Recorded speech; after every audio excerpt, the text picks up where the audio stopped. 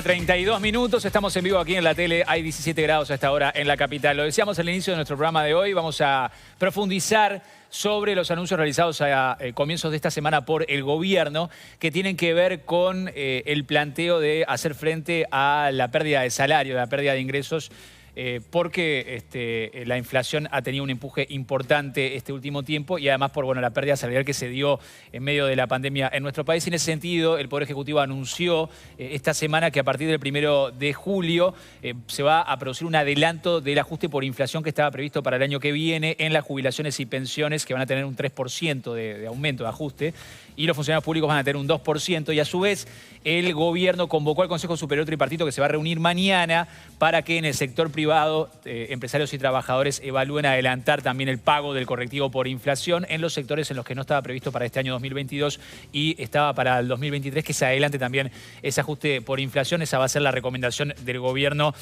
para estos sectores, que son 88 sectores de actividad que comprenden a más de 300.000 personas.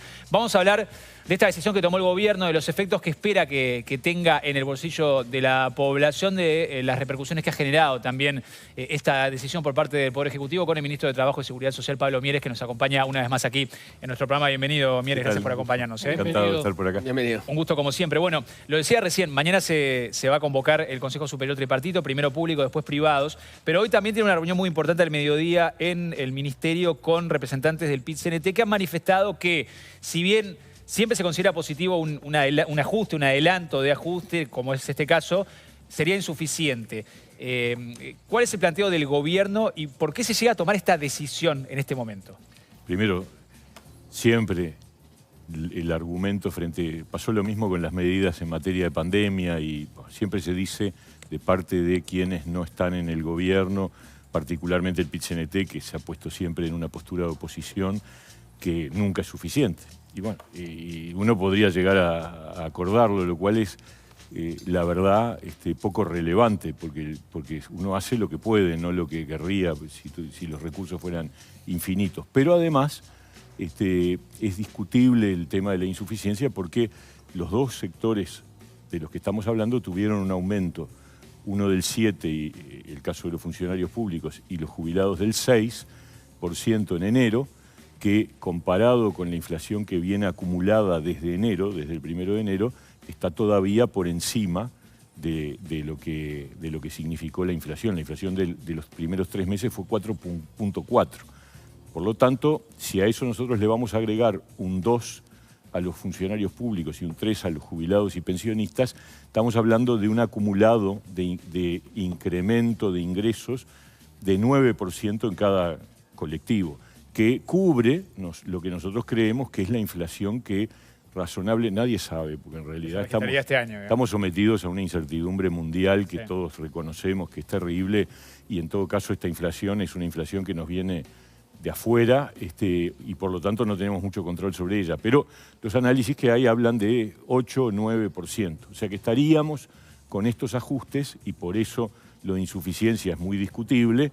Lo que estamos buscando es evitar que haya una caída del poder adquisitivo en todos esos colectivos. Para que quede claro, estos son adelantos de los ajustes por inflación previstos para el año que viene, no es un aumento que se da ahora por parte del gobierno. Es verdad, eso es así, y es bueno decir también que el 2% referido a los salarios públicos se puede imputar a uno de estos dos conceptos, no al aumento específico del año que viene, sino a dos conceptos que están incluidos en el artículo 4 del presupuesto y que se disparan el 1 de enero del 23. Uno es un componente de recuperación con respecto a la pérdida que se produjo en el salario público durante el año 21, que ya con el aumento del 7% de enero, un componente de ese aumento, el 1,2, era, digamos, recuperación, es recuperación. Sí, lo va a terminar comiendo la inflación, ¿no?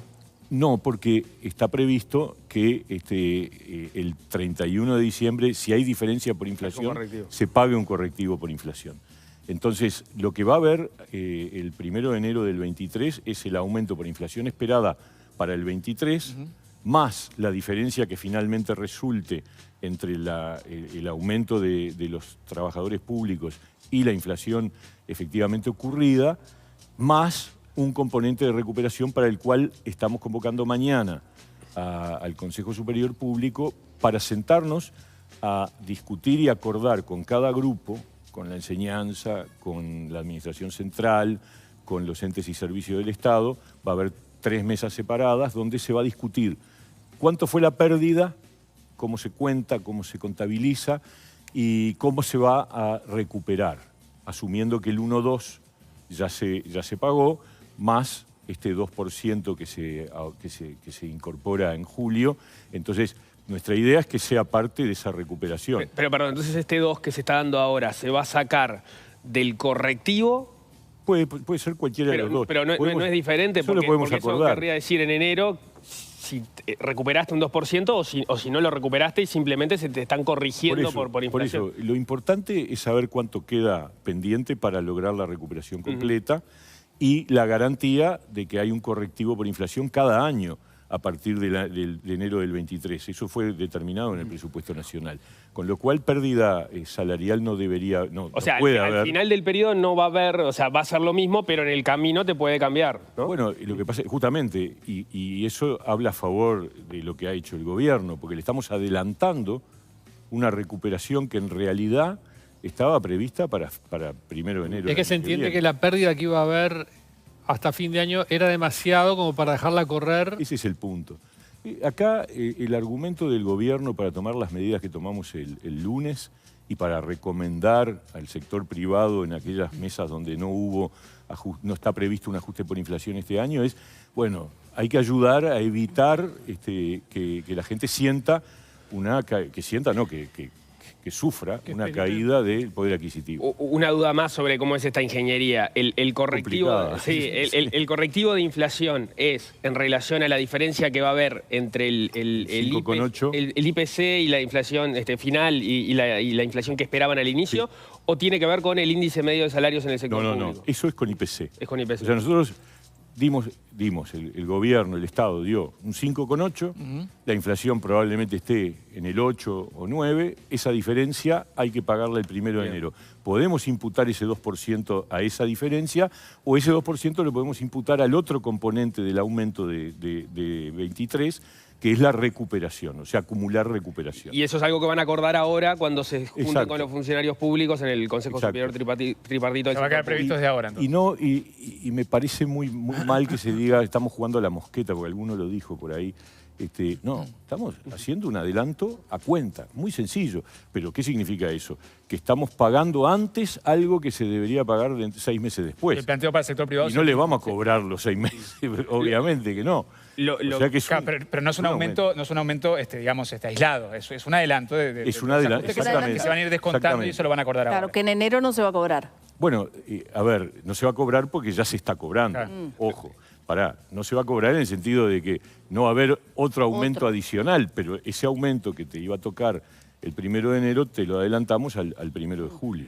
Lo que o sea que no es que no existe, es que al revés, que empezó a generarse antes y que le sale más caro al Estado. Y el año que viene, si pasa algo similar como lo que está pasando ahora, ¿se podría repetir una medida de estas características? No sé, Nacho, porque... No quiero ser negativo, pero dada la incertidumbre mundial no sabemos, y el empuje inflacionario y la inflación importada, uno podría prever que el año que viene la situación no cambie tanto. Vamos a ver, porque hay un fenómeno muy volátil que es el tema de la guerra, ¿no? que evidentemente va a tener muchos avatares de aquí al año que viene y eso puede cambiar el escenario de la inflación.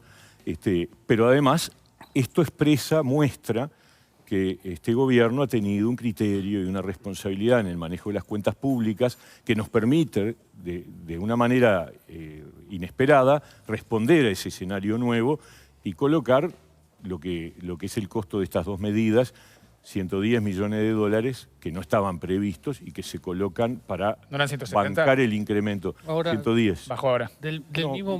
Hubo ahí una confusión. Una confusión ahí con lo que se dijo. Okay. 110 millones son. Del mismo modo que el PIN-CNT dice es insuficiente, los empresarios dicen esto es imposible no trasladarlo a los precios, es decir, había una política de tratar de contener los precios, esto va necesariamente implicar aumentar de vuelta los precios. Y ahí vamos a las otras Y algunos dos críticas. técnicos dicen, el gobierno se salió de lo que había prometido, una lucha frontal a la inflación y y esto va a retroalimentar la inflación. Varias cosas ahí. Primero, no nos salimos de ese objetivo, no nos salimos en el sentido de que sigue siendo un objetivo bajar la inflación, porque además, entre otras cosas, bajar la inflación es otra manera de mejorar el poder adquisitivo de la gente. Porque cuando los precios no crecen, entonces, y los salarios empiezan a crecer, entonces hay una recuperación de poder adquisitivo. Pero si este 2 o 3% implica que la inflación suba en igual porcentaje, no sirvió de nada, digamos. Claro, exactamente, porque es como poner, es la zanahoria del burro, ¿no? O sea, vos generás un círculo vicioso de incremento de inflación, pero no es el caso. Esto se podrán imaginar que el equipo económico lo estudió, porque además dentro del equipo económico quien participó, y es importante decirlo, pues también he escuchado por ahí, lo dejaron solo al Abad, el presidente del Banco Central. No, el presidente del Banco Central formó parte del diálogo que tuvimos entre el Ministerio de Economía y el Ministerio de Trabajo para armar la propuesta. Y por lo tanto hay un análisis muy serio, muy técnico, de que el impacto inflacionario de estas medidas es muy poquito. Pero no se abandona la política monetaria de impacto. No se abandona el objetivo del combate a la inflación para nada. Al contrario, seguimos todos convencidos de que ese es un camino. Es más, cuando uno analiza el componente de los aumentos, va a encontrar que en realidad los aumentos de los públicos y de los jubilados no se trasladan a precios, porque es un aumento que brinda el Estado con fondos del Estado. Y los que puedan ocurrir en el sector privado están muy acotados, porque la gran mayoría de las mesas ya acordaron ajustes por inflación para este año. O sea, estamos hablando de 88 mesas, de unas 200, en donde además, si uno mira los componentes de cuáles son esas mesas, no hay una afectación directa de aquellos, digamos, sectores de actividad que más fácilmente pueden trasladar a precios. Entonces, cuando yo no soy economista, no voy a discutir con economistas que se dedican a estos temas, pero sí pongo arriba de la mesa que el equipo económico esto lo analizó y lo discutimos expresamente, lo analizamos y llegamos a la conclusión de que el impacto inflacionario que las medidas generan por sí es muy bajo. ¿Pero el equipo económico resistió esto? No, fue un trabajo conjunto. La verdad lo tengo que decir, porque ustedes saben que cualquier gobierno siempre hay pulseadas entre economía y trabajo, porque tenemos de alguna manera campos de trabajo que a veces tienen dificultades o contraposiciones, pero en este caso no ha sido así. Al contrario, ha habido una concepción muy mancomunada de que había que dar estas señales y particularmente también de parte del presidente de la República. En este gobierno de coalición, aparte, no hubo una pulseada entre los partidos. Por ejemplo, vio lo que dijo Javier de Aedo, que la única explicación para estas medidas es calmar o mantener la unidad dentro de la coalición. Yo no estoy de acuerdo con eso, porque los partidos de la coalición todos tenemos ideas sobre qué hacer frente a esta situación y cada uno las ha formulado, algunos de una manera más pública, otros de una manera más reservada, pero este es un camino que todos aplaudimos finalmente, porque ustedes vieron los líderes de los otros partidos, aparte del mío, que estábamos directamente involucrados, estuvieron de acuerdo, porque esto tiene una ventaja sobre la otra forma de combatir la inflación, que es tratar de controlar y frenar los precios. Que es que yo no sé si cuando hay una renuncia fiscal, el monto de esa renuncia fiscal se traslada efectivamente al freno de precios, parte sí, parte no, ¿se entiende? O sea, es mucho más vidrioso que realmente yo logre el impacto y el efecto buscado. Esto está discutido en la bibliografía económica desde hace años, probablemente siglos. En cambio, cuando tú das un aumento de ingresos, esa plata entra directo al bolsillo. Entonces hay un impacto directo en lo que significa el poder de compra del ciudadano. Pero está en este caso las medidas, y fue algunas de las críticas que manifestaron los economistas, al ser una medida general no focalizada, también está entrando dinero a un montón de bolsillos que lo necesitan mucho menos que otros bolsillos a los que no les está entrando nada. Bueno, ¿no? Ese es otro punto que también estuvo arriba de la mesa y los discutimos nosotros también, que es, bueno, esto vamos en la línea de apoyar a jubilados y pensionistas y las personas que viven de salarios en el sistema formal, tanto público como privado. Pero nos queda un montón de gente que es informal o que vive de subsidios o apoyos que el Estado le brinda a través del MIDES. Ahí se está trabajando. Ayer decía bien el ministro de Desarrollo Social, hay una serie de medidas nuevas que tienen que ver con el apoyo a la infancia, que se votó en la rendición de cuentas, que empezaron a implementarse ya en enero. O sea, el bono infancia, etcétera, etcétera.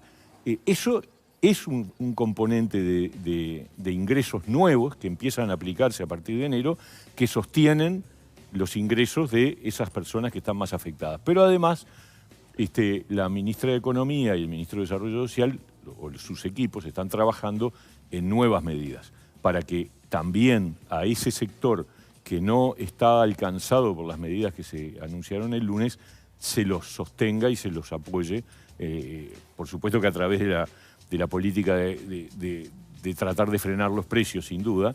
Claro, puede ser más afectado en los precios, ¿no? Porque, sí, o sea, no hay nadie más afectado que porque claro, yo te diría, la mayoría de los jubilados tiene también una parte importante de su jubilación aplicada al consumo, y de los trabajadores también. Pero hay otros que están más arriba, sin duda, y ese 2% no le cambia la aguja en cuanto al consumo.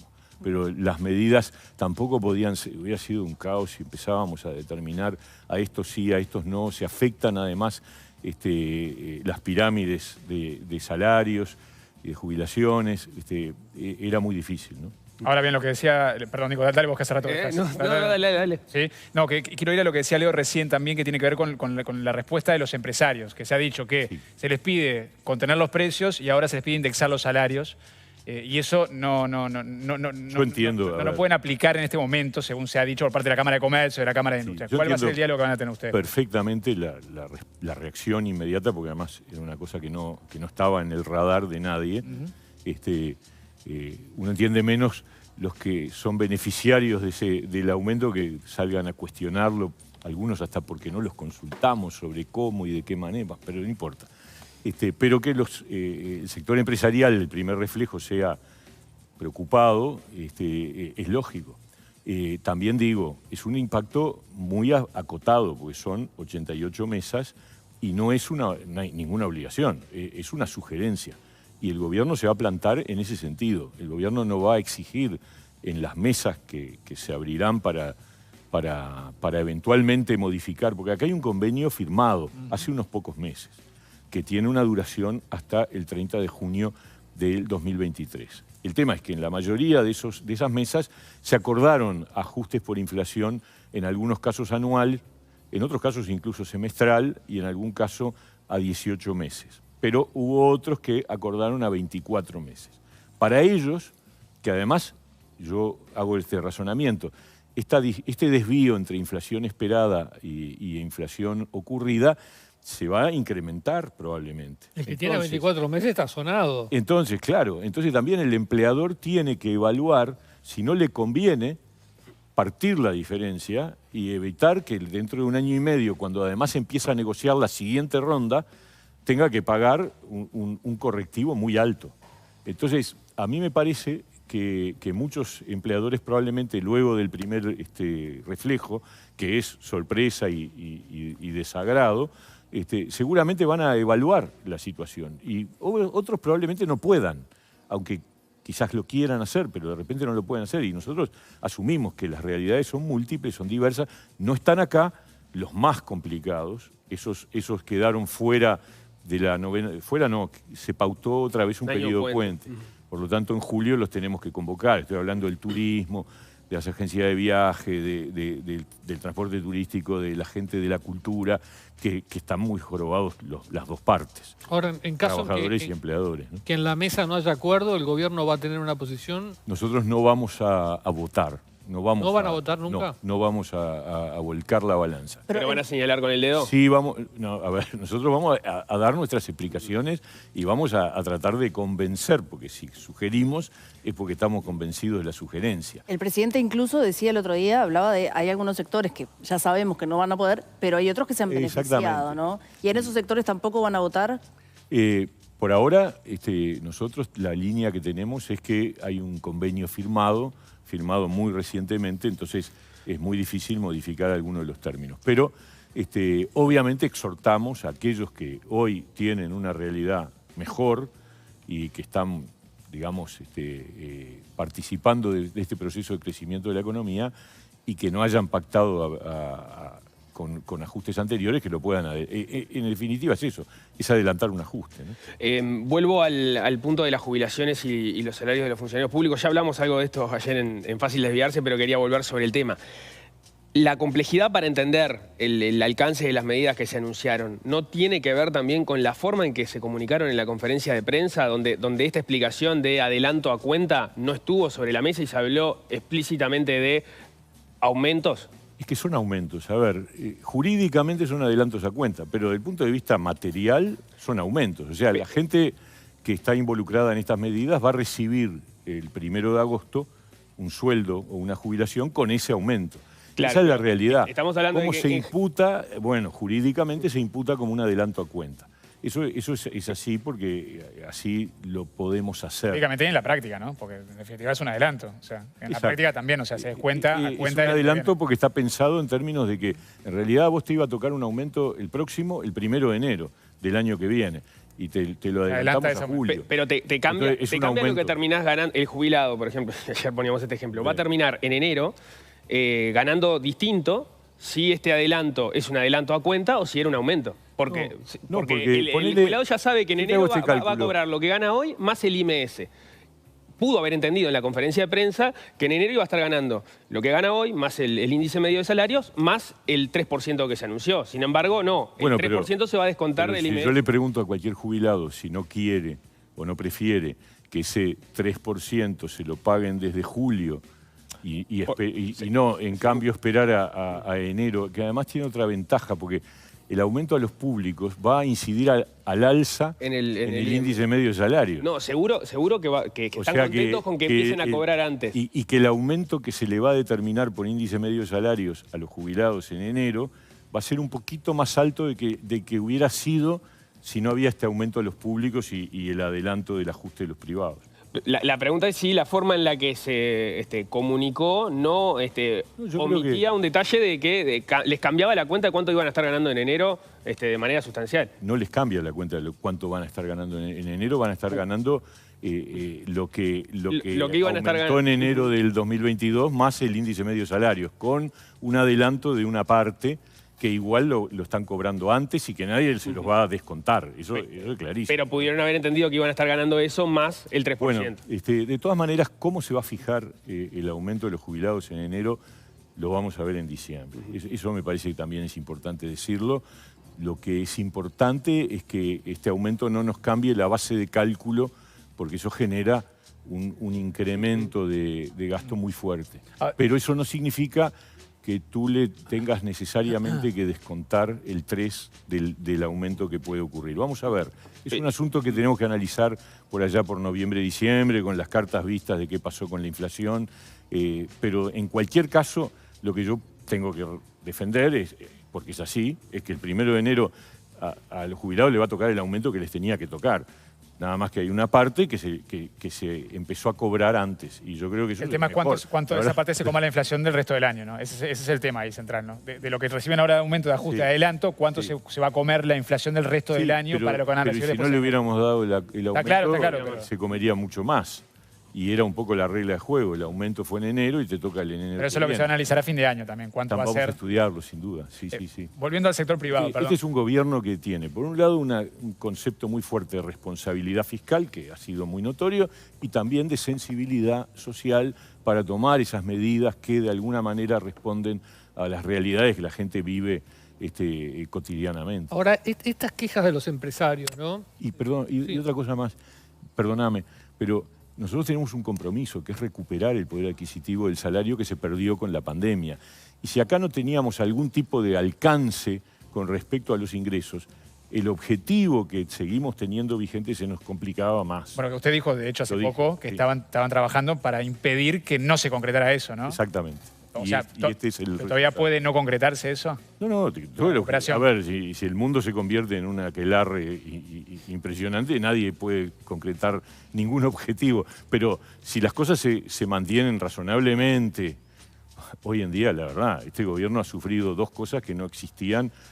Una en 100 años, la pandemia, y ahora otra en 70 años, una guerra en Europa con impacto sobre todo el mundo occidental. Entonces, la verdad, hay que tener en cuenta también con qué estamos lidiando nosotros, ¿no? Ahora, más allá de estos problemas mundiales que han venido, la situación, la economía del Uruguay está funcionando, el país está creciendo. Entonces, estas quejas de los empresarios de, bueno, no pueden dar aumentos, en realidad las cuentas para amplios sectores del mundo empresarial han sido muy buenas. Y lo junto con algunos casos muy notorios que han salido, por ejemplo, un trabajador despedido por comer un sándwich. Está viendo... Ayer veía un tuit de Richard Reed diciendo, al final siempre se quejan y nunca les viene bien nada, digamos. Bueno, a ver... ¿El gobierno ve eso de parte de algunos sectores empresariales? El presidente lo ha dicho, ¿no? Lo ha dicho públicamente en los últimos días, pero también hay que decir, el crecimiento no es homogéneo. No, hay empresas que dan sectores, pero hay otros que les ha ido muy bien, ¿eh? Cualquier crecimiento económico es desparejo, siempre, por definición, porque no todos los sectores al mismo tiempo tienen las mejores oportunidades. Y recién lo hablábamos, tenemos el sector del turismo y de la cultura que fue muy afectado y que viene recuperándose, y yo creo que va a tener un impulso fuerte de recuperación, pero todavía le falta. Y hay muchos empresarios que están, que definitivamente, algunos que cerraron, otros que tuvieron que despedir gente, hay muchos trabajadores que vienen con un atraso de pérdida de poder adquisitivo mucho mayor que el resto de los trabajadores. O sea, tenemos situaciones muy variadas. Entonces, en esas 88 mesas, seguramente también, seguramente no, yo sé que hay situaciones variadas también. Pero entonces, justamente... hay mesas que yo creo que no van a tener mayor problema y otras que va a ser difícil. Pero no está garantizado que haya un adelanto del ajuste por inflación, porque si el no. gobierno no va a votar... No está garantizado. Pero, y en esos, es una sugerencia, eso se dijo. Claro, pero ya, con sí, no, eso se dijo, pero ya hay sector de la población que pasa después, ¿no? Bueno, si no esos sectores van quedando más para atrás, como también quedaron mucho más para atrás los de los sectores más afectados, los trabajadores de restaurantes, de hoteles. No hay sectores empresariales mucho más poder adquisitivo que el conjunto de los trabajadores. Pero lo decía el presidente, ¿no? Insisto con esto porque me parece importante. Lo decía el presidente el otro día. Hay algunos sectores a los que sí les ha ido muy bien. Exacto. Y a esos sectores a los que les ha ido muy bien y que eventualmente no quieran igual adelantar el ajuste. Bueno, pero no sería una paso buena a paso. señal decirle, bueno, primero hay que a usted le convocar fue las bárbaro. mesas. Primero hay que convocar las mesas, hay que analizar la situación, cada caso es un caso, y después veremos. Pero en principio, la regla nuestra es que no llevar a votación esta propuesta, sino mantenerla como sugerencia. Esa es la regla. Después veremos, porque, viste, la vida... ¿No hay sectores empresariales que están aprovechando estos problemas para tomarlo como excusa para aumentar sus ganancias y no aumentar los salarios? La verdad, creo que no. La verdad, hay que recordar que estas mesas que estamos convocando fueron las que acordaron la pauta que nosotros, Poder Ejecutivo, presentamos. ¿Correcto? Porque teníamos otro escenario, un escenario con una inflación más baja, etcétera, etcétera. La mayoría acordaron por arriba de la pauta. Es decir, las mesas que hoy no van a ser objeto de convocatoria es porque en el acuerdo bipartito entendieron que se podía ajustar por inflación antes o que se podía recuperar más de la pérdida. Hay mesas que acordaron una recuperación completa de la pérdida en esta ronda y todo eso es parte del comportamiento de sectores empresariales. O sea que, yo qué sé, ha habido respuestas más responsables, o no sé si más responsables, o que podían responder más rápido y otras menos. Y ahí siempre hay un entrevero de cosas, porque algunos lo hicieron porque no podían otra cosa, otros lo hicieron porque aprovechando que la pauta del Poder Ejecutivo era esa, ¿no? Me imagino. Pero yo... Y eso pasa en los dos campos, en el campo de los trabajadores también. ¿Qué nivel de conflictividad esperan ustedes para los próximos meses? Bueno, uno siempre espera que no, que haya poca, pero obviamente estamos en un tiempo donde la postura del movimiento sindical ha sido siempre muy crítica al gobierno Y eso alienta, por definición, una postura previa, casi que una postura en el punto de partida de más facilidad a escalar hacia un conflicto. Pero yo no creo que estas medidas, la verdad, estas medidas al contrario, estas medidas lo que están diciendo es, miren, estamos dando una respuesta como gobierno y en las mesas que se abran hay una negociación, veremos qué pasa. Cambio de tema, uno de los desafíos que tiene el gobierno por delante es la reforma de la seguridad social y ahí hay un foco que está prendido a fuego, que es la caja de profesionales. Sí. La pregunta es, ¿cuál es la posición que tiene el Ejecutivo respecto a la reforma de la caja y qué tan alineado está en la interna sobre el sentido al que debería ir? Y pongo dos situaciones sobre la mesa. Uno fue las propuestas o la lista de propuestas que le pasaron al Poder Ejecutivo, que en definitiva ustedes le dieron un portazo, rechazaron gran parte de las medidas y los obligaron a juntarse de nuevo y redefinir su pool de propuestas.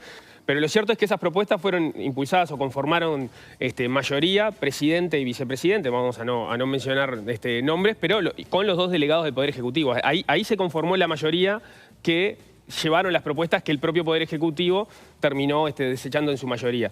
La otra es, si uno mira lo que fue el diagnóstico y las propuestas de reforma que hizo la Comisión de Expertos en la Seguridad Social, y Saldain lo ha dicho explícitamente varias veces, la propuesta que había dejado el directorio anterior de la Caja de Profesionales no colmaba las expectativas y el sentido de que debería tener la reforma. Sí. Ahora, uno de los representantes del Poder Ejecutivo en el directorio de la Caja llegó a ser presidente del directorio de la Caja en el periodo anterior. O sea, es una continuidad de quienes estaban al frente de la Caja de Profesionales en el periodo que no se intentó reformar. Entonces, hay una homogeneidad y hay una visión integral de cómo debería ir la reforma de la Caja, o en realidad hay disputas también dentro del Poder Ejecutivo sobre hacia dónde debería ir. Dentro del Poder Ejecutivo no, radicalmente no. ¿Cómo se explica esto, por ejemplo? ¿No? O sea, los delegados del Poder Ejecutivo votan algunas cosas que desde el Poder Ejecutivo se dice no, por acá no. ¿Cuáles? Por ejemplo, el primer ejemplo, la lista de propuestas que salieron con votos de los representantes del Poder Ejecutivo en el directorio y después... Que se presentaron al Poder Ejecutivo como directorio para ver qué cosas se podía, de acuerdo a... Porque cuando vos tenés una situación como la que tiene hoy la Caja de Profesionales, lo primero que hay que destacar es que el nuevo directorio ha asumido una conciencia de la gravedad de la problemática mucho más clara que la que tenía el directorio anterior. Pero el representante, uno de los representantes del Poder Ejecutivo llegó a ser presidente algún año no en el periodo anterior. No en este directorio anterior, bastante antes, varios años antes. O sea que lo que yo digo es que hubo elecciones en diciembre en la Caja de Profesionales y por el resultado que hubo se nombró un nuevo directorio, los delegados del Poder Ejecutivo siguieron siendo los mismos y obviamente lo que sí cambió fue el talante de quienes fueron electos y yo hoy tengo que destacar que hay un esfuerzo muy grande, primero por haber asumido que el lío es enorme, sí, claro, y que hay que resolverlo. Entonces nos empezaron a buscar soluciones y cuando vos tenés una situación tan grave buscás por todos lados. Y nos propusieron un inventario de ideas y de propuestas de las cuales nosotros algunas descartamos porque tenían que ver directamente con un hacerse cargo por parte del conjunto de la sociedad de un problema que es muy particular. Y también quiero decir, acá tenemos como dos escenarios, que la Caja de Profesionales es particularmente especial en ese sentido. Nosotros tenemos que tomar medidas de emergencia y de urgencia, porque la Caja tiene ese problema para poder pagar inmediato. En 2024. Y después está el tema de la reforma estructural de la seguridad social, donde la Caja formará parte de las medidas más generales. Capaz que ese doble escenario, en el caso de la Caja de Profesionales, capaz que hay que adelantarlo para tomar alguna medida estructural con mayor velocidad junto con la propuesta de emergencia. Pero lo que nosotros hicimos fue decirle, miren, de este inventario estas cosas no nos parece, estudien otras alternativas. Y en eso estamos ¿Se la van a presentar después a ustedes de vuelta? Sí, yo pienso que en los próximos días tenemos una reunión con el directorio para ver cuáles son las nuevas propuestas. Bien, ministro Mieres, gracias como siempre por acompañarnos. No, muy amable. Gracias. Un placer. Buena jornada. Hacemos la primera pausa.